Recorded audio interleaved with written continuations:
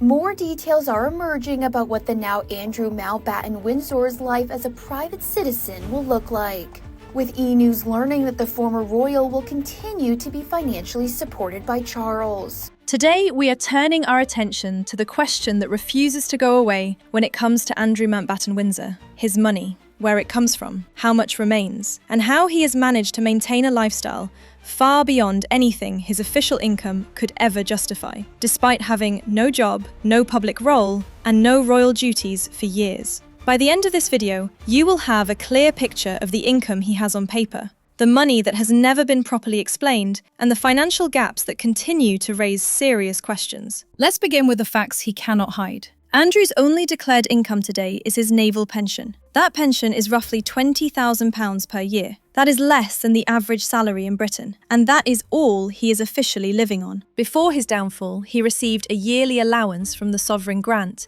and private support from the late Queen. At one point, he was receiving nearly £1 million a year in support from his mother. When she passed away and King Charles took control of the finances, that allowance was cut entirely. So on paper, Andrew Mountbatten-Windsor is now living on £20,000 a year. The problem is simple. Absolutely nothing about his lifestyle matches that figure. For more than 20 years, Andrew has lived in Royal Lodge, a sprawling mansion in Windsor Great Park, with 30 rooms, sensational grounds, and a level of upkeep so enormous that most billionaires would think twice.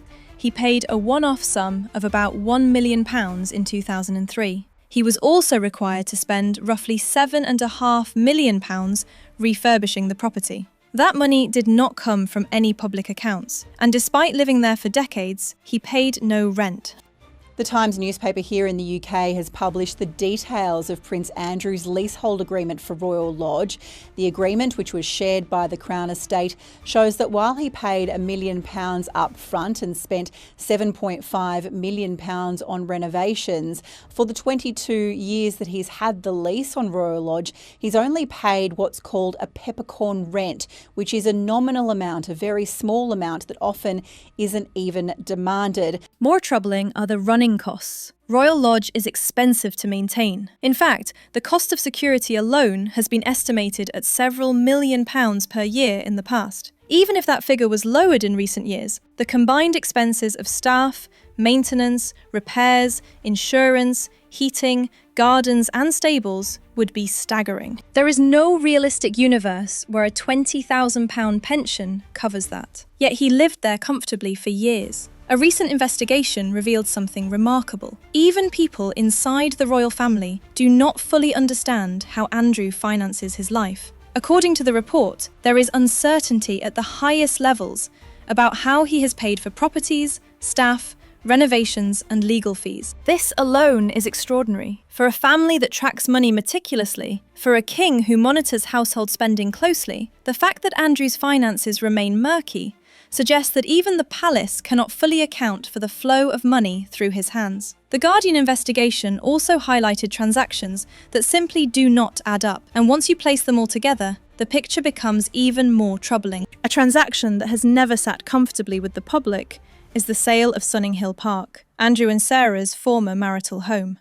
Back in 2007, a Kazakh buyer paid roughly £15 million for the estate, far exceeding the listed price. He never occupied it. The property was left empty for years before being pulled down. The circumstances surrounding the sale have fueled lasting speculation about why such a generous bid was made for a house that served no purpose. There remains no sensible explanation for why a buyer would pay such an inflated sum for a property they left completely unused. The deal delivered Andrew a powerful financial boost. It bankrolled his living costs long after his public income vanished, and kept his comfortable lifestyle afloat far longer than it should have been. It also fueled speculation that during his time as a trade envoy, Andrew may have developed relationships with affluent individuals who offered financial help through channels that were never openly detailed. The next financial mystery centres on the chalet. Back in 2014, Andrew and Sarah acquired an £18 million chalet in Switzerland, yet the purchase was anything but smooth.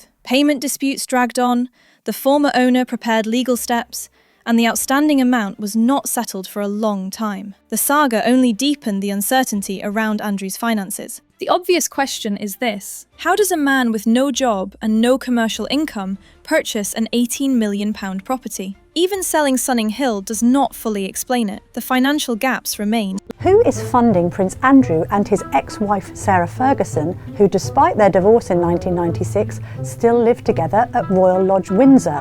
How did a couple who constantly claim poverty come to afford a ski chalet in Verbier, thought to be worth £13 million?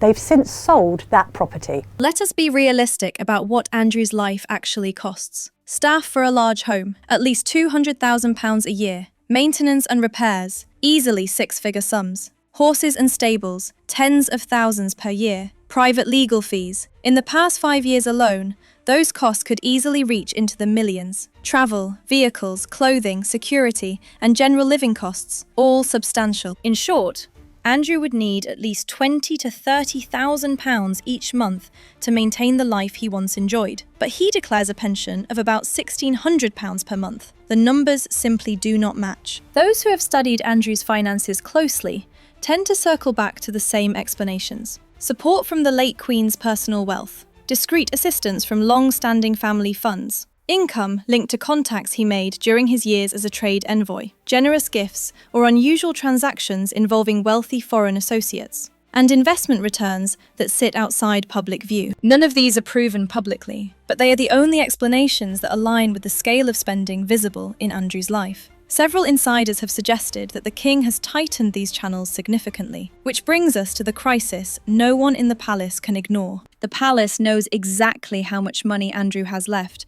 because he has had to present documents to justify remaining at Royal Lodge. This year, he could not provide the assurances required. That is likely part of the reason why he is being moved to a smaller property on the Sandringham estate. The new home is easier to maintain, cheaper to secure, and keeps him under closer supervision. In other words, the palace is creating a more controlled environment where Andrew's lifestyle can no longer outrun his actual income. It also solves another problem. Royal Lodge cannot remain tied up by a man with declining finances and escalating controversies. Public estimates place Andrew's net worth at around £3.7 million.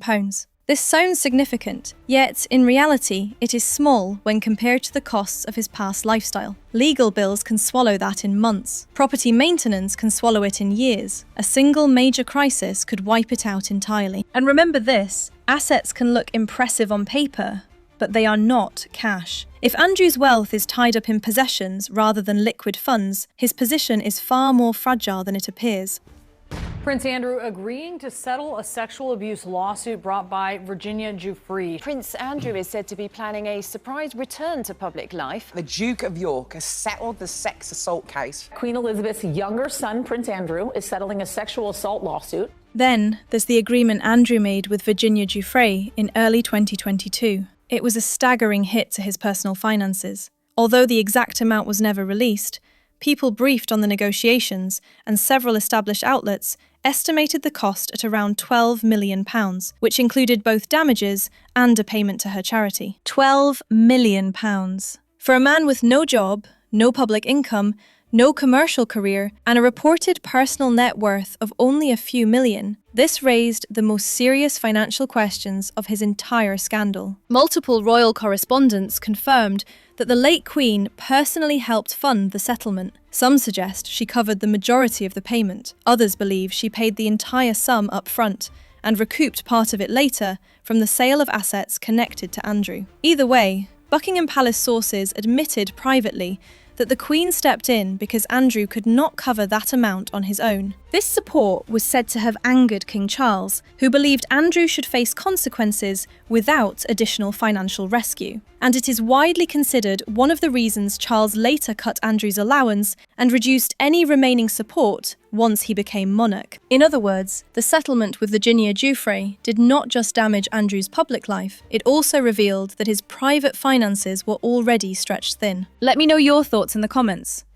Do you believe there are hidden accounts? Who has been quietly helping to fund his lifestyle? Do you think the palace knows more than they admit? Or has Andrew finally reached the point where the truth about his finances can no longer be disguised? Be sure to subscribe and turn on notifications. I will be covering every chapter of this unfolding story. Thank you for watching.